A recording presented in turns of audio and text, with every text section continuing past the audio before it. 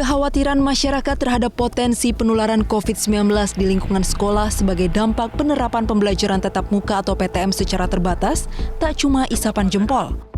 Buktinya, data Kementerian Pendidikan, Kebudayaan, Riset, dan Teknologi hingga 23 September 2021 pukul 17 waktu Indonesia Barat menunjukkan sebanyak 1.304 sekolah menjadi klaster COVID-19 saat murid menjalankan PTM.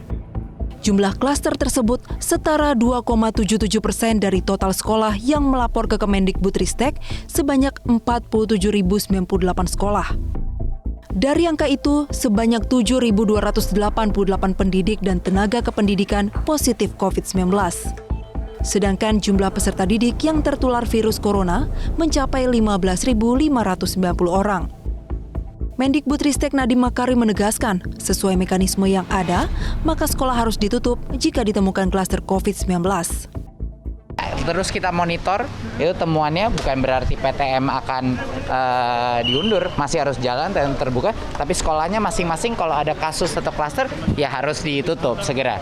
Memang seperti itu prosesnya. Tidak dihentikan ya Mas, hanya Tidak. PTM terbatas masih dilanjutkan, prokes harus dikuatkan, dan sekolah-sekolah di mana ada situasi seperti itu harus ditutup segera sampai aman. Gitu. Satgas Penanganan COVID-19 meminta pemerintah daerah untuk sigap menanggulangi munculnya klaster penularan virus di sekolah. Juru bicara Satgas COVID-19, Wiku Adhisa Smito menyatakan, selain menutup sekolah saat ditemukan penularan, Dinas Kesehatan setempat juga diwajibkan menggelar testing dan tracing terhadap kontak erat dari setiap temuan kasus positif. Saya meminta kepada satuan pendidikan agar dapat melaksanakan pembelajaran tatap muka secara hati-hati dan selalu mengutamakan kesehatan dan peserta didik dari penularan COVID-19. Berbagai kasus positif COVID-19 yang terjadi pada peserta didik di berbagai daerah harus dijadikan pelajaran penting bagi daerah lain sehingga kasus serupa tidak berulang dan PTM dapat dijalankan dengan aman, sehingga penularan COVID-19 dapat dicegah. Selain itu, perhatikan juga peluang penularan di rumah, perjalanan, maupun saat kegiatan belajar mengajar berlangsung. Pastikan siswa dan tenaga pengajar secara disiplin mematuhi protokol kesehatan. Saatnya pemerintah untuk mengevaluasi menyeluruh pelaksanaan pembelajaran tatap muka terbatas. Temuan 6 klaster sekolah menjadi peringatan semua pihak akan pentingnya penerapan protokol kesehatan yang lebih ketat dengan pengawasan yang maksimal di lingkungan institusi pendidikan. Dari Jakarta, Tim Liputan Metro TV. Bagaimana perkembangan klaster COVID-19 sekolah di Jawa Tengah dan Jawa Timur? Saya akan membahasnya bersama dengan Gubernur Jawa Tengah Ganjar Pranowo, Wakil Gubernur Jawa Timur Emil Dardak, dan Komisioner KPAI Retno Listiarti. Selamat malam Mas Ganjar, Mas Emil, Bu Retno. Selamat malam. Baik, oke, saya ke Mas Ganjar dulu. Mas Ganjar, kalau berdasarkan catatan kami hingga 23 September di Jawa Tengah sudah ada 131 klaster sekolah, klaster COVID-19 di sekolah. Bagaimana penanganannya sejauh ini oleh Pemprov? Ya, beritanya kemarin sempat agak simpang siur ya, apalagi yang terjadi di Kabupaten Purbalingga. Sebenarnya yang di Kabupaten Purbalingga itu belum PTM, belum itu. Jadi belum PTM tapi lagi persiapan. Di Blora juga sama, belum PTM tapi lagi persiapan dilakukan testing. Nah, pada saat dilakukan testing ternyata ditemukan bahwa mereka positif, sebenarnya seperti itu. Yang sudah berjalan tapi kemudian tertular ada di Kota Semarang itu 1 guru 1 murid, lalu ada juga yang di Jepara dan ini kita tutup sekolahnya. Dan yang di Purbalingga sebenarnya belum memulai, tapi karena kemudian mereka sehari sebelumnya kalau tidak salah mereka divaksin, terus kemudian ketahuan pada saat dilakukan testing dan ternyata reaktif, maka mereka dimasukkan dalam isolasi di sekolah itu. Tapi perkembangan per pagi hari tadi, dari 88 sampel yang diberikan ternyata 22 positif, dan dari 83 sampel dari sekolah yang satunya ternyata 14 yang positif, sehingga yang lain negatif begitu. Mas Ganjar, betul tidak ada salah satu SMP negeri di Purbalingga yang ternyata sudah melakukan PTM tanpa seizin dinas terkait. Enggak, belum. Tadi malam saya kebetulan ke lokasi, saya bersama Bupati dan belum melaksanakan PTM. Jadi indikasi-indikasi yang selonong boy begitu ya, indikasi yang mencuri start begitu sangat mungkin terjadi. Tapi setelah kami datang kami tanyakan belum, karena memang semua harus izin satu persatu. Maka kepada sekolah yang lain yang belum PTM memang kita minta untuk izin itu fungsinya agar kita tahu dan kita bisa mengendalikan. Sebenarnya itu yang perlu kita sampaikan sehingga sekolah betul-betul siap.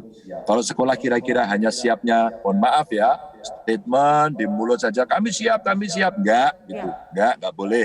Maka harus siap betul, dan prosesnya di Jawa Tengah itu kami namanya kita mulai dengan uji coba dulu.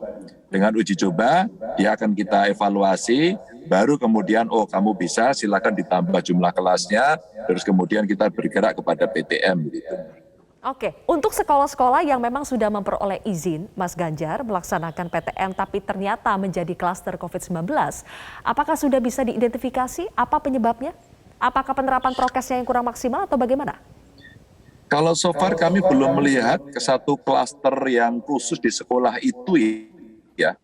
Maka beberapa yang kemarin kita coba tracing ke sekolah, ke teman-teman yang lain begitu, maksudnya teman sekolahnya kok tidak ditemukan, maka ada indikasi ya, sebelum mereka sampai sekolah atau selama mereka di luar sekolah, kemungkinan mereka juga bergaul dengan yang lain. Dan itu bisa terjadi pada siswa dan murid. Maka betapa pentingnya peran orang tua untuk menjaga anak di rumah dan anak berangkat ke sekolah. Dipastikan sampai di sekolah dihandle oleh gurunya, oleh kepala sekolahnya ya. Terus kemudian begitu mereka pulang harus dihandle oleh orang tua lagi. Sehingga berbagi peran menjadi penting, dan kami dari pemerintah tugasnya adalah melakukan kontrol. Maka saya minta pada bupati, wali kota, teman-teman kepala dinas pendidikan untuk mengontrol. Kami juga minta bantuan polisi untuk dilakukan checking dan dilakukan random test begitu ya, agar kita bisa mengetahui posisi kesehatan mereka. Baik, Mas Emil, kalau berdasarkan data 5 besar klaster COVID-19 di Indonesia per hari ini, Jawa Timur menempati urutan pertama ini. Ada 165 klaster, kemudian tenaga kependidikan yang positif 917, dan peserta didik yang positif mencapai 2.507. Apa tindakan yang dilakukan oleh Pemprov? Ya, memang betul bahwa kami bersama dengan Jawa Tengah, Jawa Barat, dan kebetulan Jawa Timur 165 dan yang lain juga di sekitar 150-140. Ini memang tidak boleh kita abaikan. Ini faktual bahwa memang ada terjadi penyebaran COVID-19. Dan kalau kita coba bedah lagi datanya, sebenarnya sekitar hampir setengah dari kasus-kasus ini terjadi di jenjang SD. Kemudian sekitar 16% kemudian terjadi di jenjang SMP. Nah, kami memiliki apa yang disebut sebagai cabang dinas, karena yang dikelola langsung oleh Dinas Pendidikan pemerintah provinsi adalah SMA, SMK, dan juga SLB. Nah, dalam hal ini laporan dari cabang dinas tidak terjadi klaster ini di jenjang tersebut. Ini yang kita sedang padankan, karena tadi data yang kami sebutkan adalah data nasional, bukan data Jawa Timur. Nah, oleh karena itu langkah yang dilakukan tadi sebagaimana disampaikan oleh Mbak Sylvia, ada dua kemungkinan.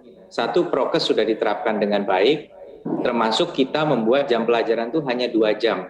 Hanya 2 jam artinya masing-masing 30 menit. Ini sebenarnya belum bisa dikatakan PTM murni karena lebih dominan hybridnya, masih lebih dominan pembelajaran daringnya. Nah, dari situ apakah prokesnya memang tidak diterapkan sesuai dengan mandat atau dengan aturan, atau memang dengan prokes yang ada pun masih ada resiko penularan.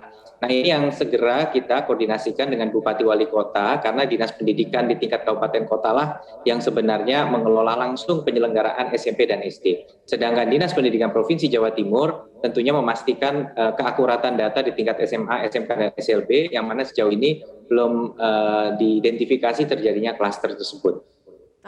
Oke, Bu Retno, kalau kita lihat data secara nasional itu dari 47.033 sekolah, 2,77% sekolah menjadi klaster COVID-19 selama PTM terbatas berlangsung. Apakah angka 2,77% ini sudah cukup mengkhawatirkan bagi KPAI?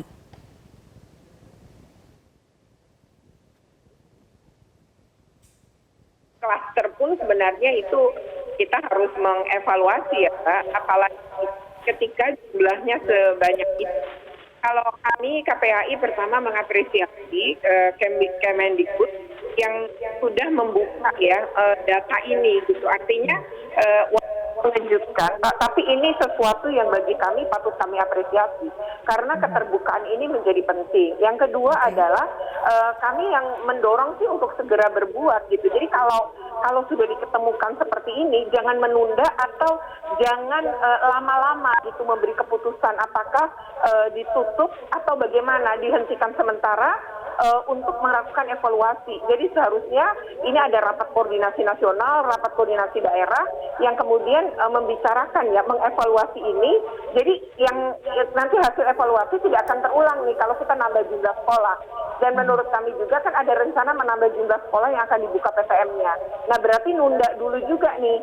Jadi untuk segera menurut saya ini penting. Jadi kalau makin kita tunda penyebaran akan makin banyak. Jadi semestinya ini segera diambil tindakan dengan tepat, apakah diberhentikan dulu atau ditunda. Kalau kami mendorong penundaan. Jadi segera ditutup dulu wilayah-wilayah yang memang ada klaster. Yang kedua ya segera duduk bersama untuk mengevaluasi di mana kelemahannya, baru kemudian kita dari evaluasi agar tidak terulang, maka dibuka kembali nanti pada waktu yang memang dianggap itu aman, misalnya positivity rate-nya betul-betul di bawah 5%, lalu vaksinasi sudah dipercepat. Saya setuju tuh, Pak Ganjar kan pernah juga mengatakan beberapa kali ya seharusnya vaksinasi itu untuk anak kalau memang PTM mau dibuka ya ikut diubah tuh SKB 4 menterinya. Saya sepakat dengan itu karena salah satu cara melindungi anak-anak adalah dengan vaksinasi. Mengingat vaksinasi yang rendah di beberapa daerah, terutama di luar Jawa itu rendah sekali ya, 1-3% saja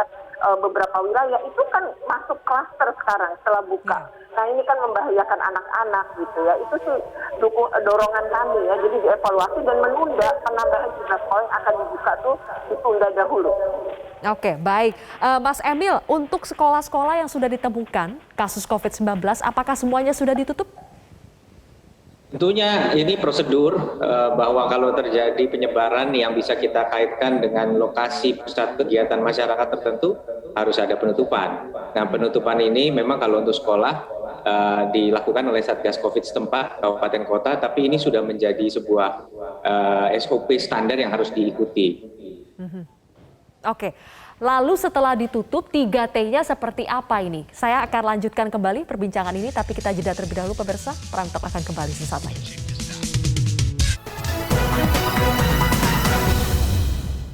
Baik, Anda kembali lagi bersama kami di Perantok pemirsa. Mas Ganjar setelah mengikuti SOP sekolah yang ditemukan COVID-19 ditutup, lalu langkah 3T-nya seperti apa Mas Ganjar?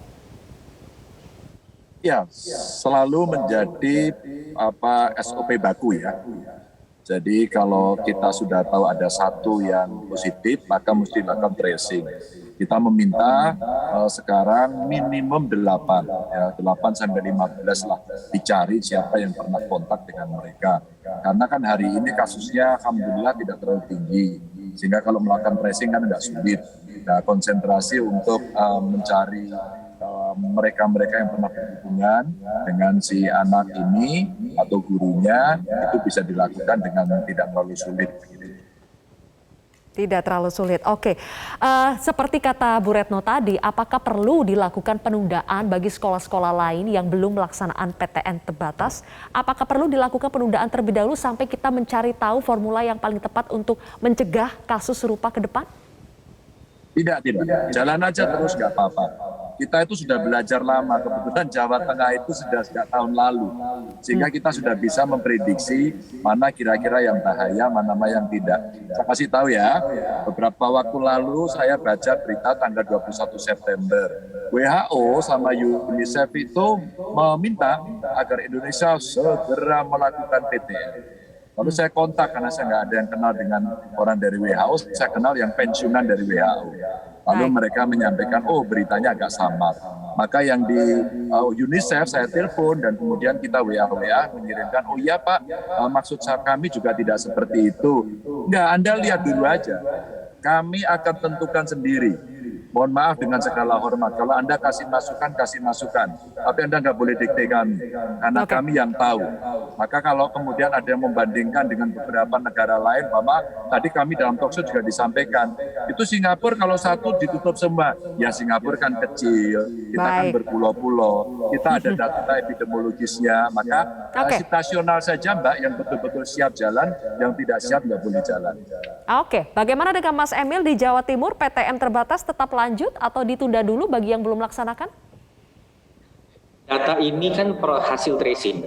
Jadi hari ini angkanya di Jawa Timur bisa level 1 asesmennya secara Kemenkes itu karena ada 17,67 kontak erat yang ditelusuri setelah setelah ada ketemu kasus konfirmasi positif COVID-19. Nah, oleh karena itu memang ini wujud kehati-hatian kita semua.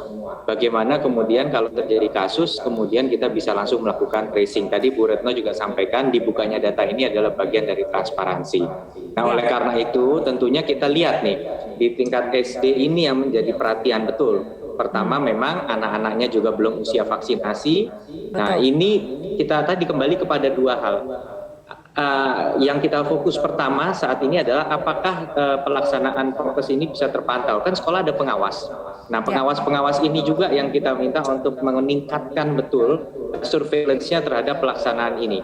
Nah, rencana untuk menambah jam pelajaran, memperluas itu memang betul, tunda dulu. Tapi yang ada berjalan dengan supervisi. Jadi apa yang terjadi saat ini adalah bagian dari supervisi berkelanjutan terhadap potensi-potensi tersebut. Oke, terakhir Bu Retno, jika PTM masih tetap dilanjutkan, langkah preventif apa yang harus dilakukan oleh Pemprov atau Pemda untuk mencegah klaster COVID-19 dari sekolah? Iya, pertama memang tadi ya, jadi tracing, testing, sama treatment itu menjadi penting karena disitulah kita bisa tahu gitu. Dan tadi kalau beberapa sekolah misalnya di wilayah Jawa Tengah melakukan itu tes antigen dulu gitu sebelum masuk, saya rasa itu juga salah satu upaya gitu ya. Jadi memang ini penting kita semua melindungi anak-anak kita karena kalau di masa pandemi hak hidup harusnya nomor 1, hak sehat nomor 2, hak pendidikan baru nomor 3. Karena kalau anak masih sehat, hidup, maka segala ketinggalan pelajaran sebenarnya masih bisa kita kejar kelak. Yang penting di pandemi ini memang hak hidup anak jadi nomor 1 ya Mbak. Kalau pakai konvensi anak. Oke, baik. Terima kasih Ibu Retno, kemudian Mas Emil Dadak dan juga Mas Ganjar Pranowo telah bergabung bersama kami di Prime Talk hari ini. Pemirsa, demikianlah Prime Talk. Saya Zilvia Iskandar pamit undur diri. Terima kasih dan tetaplah bersama kami di Metro TV.